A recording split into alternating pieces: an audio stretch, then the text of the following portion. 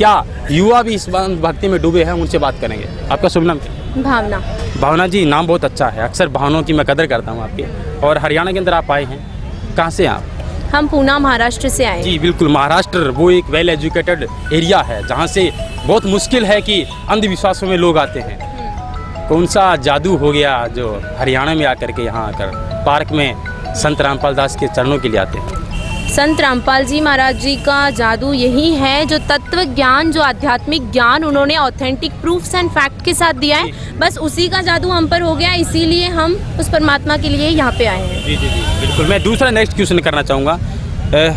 मैं 5 साल पहले जाना चाहूँगा। आपके गुरु है, आध्यात्मिक गुरु है और भारतीय के धार्मिक गुरुओं का देश रहा है। हर एक अनुयायियों की भावनाओं को समझते उनकी कदर करना चाहिए। लेकिन अन्य जो गुरु है वो जेल के अंदर है, कैसे डिफाइंड करेंगे, उस मंत्र कैसे परिभाषित करेंगे? बिल्कुल, अगर आप अन्य धर्म गुरु और संत रामपाल जी महाराज जी के अंदर डिफरेंस ही करना चाहते हैं तो बाकी का जो भी है सब कुछ साइड में रख के सिंपली आप उनका सत्संग का ऑडियो क्लिप देख लीजिए, वीडियो क्लिप देख लीजिए। और बाकी जितने संत या फिर धर्म गुरु जो कोई भी आज जेल के कारागार के पीछे है, सब लोग जेल के पीछे ही है, लेकिन जो रीजंस हैं वो सारे अलग अलग हैं। और इन संत रामपाल जी महाराज जी और बाकी संतों में अगर आपको डिफरेंस करना है, सिंपली एक ही काम कीजिए कि आप उनके सत्संग के वीडियो क्लिप्स देख लीजिए। उसमें आपको खुद ब खुद डिफरेंस मिल जाएगा कि जितने भी धर्म गुरु आज हमारे भारतवर्ष में हैं, सब लोग यही काम कर रहे हैं कि अपना अपना एक इष्ट बता रहे हैं। संत रामपाल जी महाराज जी एकमात्र ऐसे संत हैं जो मुसलमानों के कुरान को भी खोल के बता रहे हैं, या फिर गुरु ग्रंथ साहिब को भी बता रहे हैं,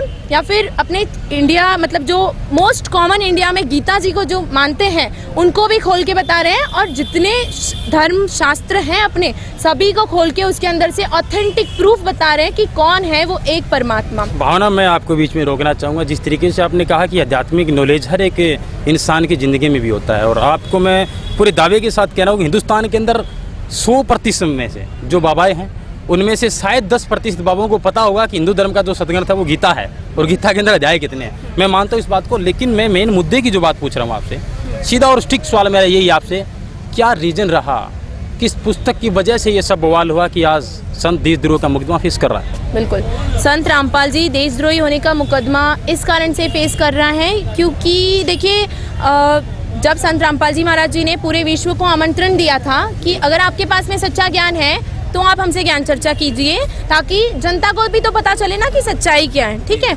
और अगर आपके पास में ज्ञान नहीं है तो भारत की भोली भाली जनता की श्रद्धा का मजाक उड़ाना बंद कीजिए। इस प्रकरण के पीछे मेन किसका हाथ मानते हैं? राजनीति, धार्मिक बाबा, या फिर कोई और तीसरा? जी नहीं, इस सारे प्रकरण के पीछे सिंपली राजनीति और धार्मिक जो बाबाएं जितने भी हैं ना, इन दोनों का मिश्रण होने के बाद में ही ये सारा पॉलिटिक्स हुआ है। क्योंकि जो धार्मिक बाबाएं हैं, जब वो ज्ञान से नहीं जीत सकते थे तो उन्होंने सोचा कि क्यों ना हम पॉलिटिक्स के साथ मिलकर ये सारा षड्यंत्र रचें। कितने साल से जुड़े हो बाबा? हम 2006 से जुड़े हुए हैं। 2006 से? 2006 के अंदर प्रकरण हुआ था करौंथा आश्रम, जब बरवाला नहीं था, सोनू नाम के लड़के की हत्या हो गई।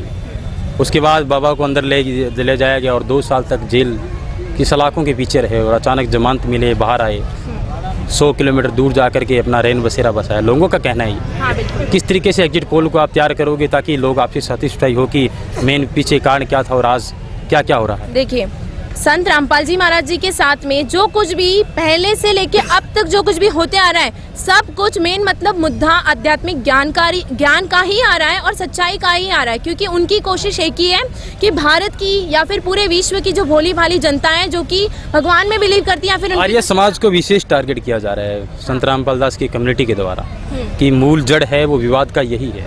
कैसे परिभाषित करेंगे आर्य समाज को आप? आर्य समाजी जो है वो उनको मेन मतलब क्यों हम टारगेट कर रहे हैं, क्योंकि संत रामपाल जी महाराज जी ने आर्य समाजियों की जो लिखी गई पुस्तक है उन्हीं की पुस्तक में से जनता को कुछ ऐसे पॉइंट्स लाके दिखा दिए जो कि टोटली मानवता के खिलाफ है। इसी वजह से उन्हें गुस्सा आया कि कहीं हमारी रोजी रोटी बंद ना हो जाए, इस चक्कर में उन्होंने ये सारा कांड करवाया। और मेन मतलब वही है इस चीज़ के पीछे। जी जी, 2013 की मैं बात करूं, जब प्रकरण हुआ था 12 जुलाई 2013 की, करौंथा आश्रम को घेर लिया गया था। उस टाइम सरकार कांग्रेस की थी और बीजेपी विपक्ष था। और इस बार 18 नवंबर को जो 2014 को जो प्रकरण हुआ था, सरकार बीजेपी की थी और मुख्यमंत्री थे वो अपोजिशन में भूपेंद्र सिंह हुड्डा थे और वर्तमान सीएम खट्टर साहब थे। तो क्या मैसेज देना चाहेंगे दोनों को, क्योंकि भागीदारी दोनों की सेम रही? बिल्कुल, भागीदारी दोनों की सेम ही है। हम उनको मतलब देखिए, हमें जैसे कि हमारे गुरुजी बताते कि हमें किसी चीज़ का विरोध या किसी को नीचा दिखाने का हमारा कोई इंटेंस कभी नहीं रहा है। ज्ञान चर्चा के लिए भी अगर आमंत्रित किया है तो ये इंटेंस नहीं था उनका कि वो किसी को नीचा दिखाए। ऐसी कौन सी बात थी आर्य समाज के शास्त्रों में जो संत रामपाल दास ने उनको दिखा दिया और बवाल हो गया?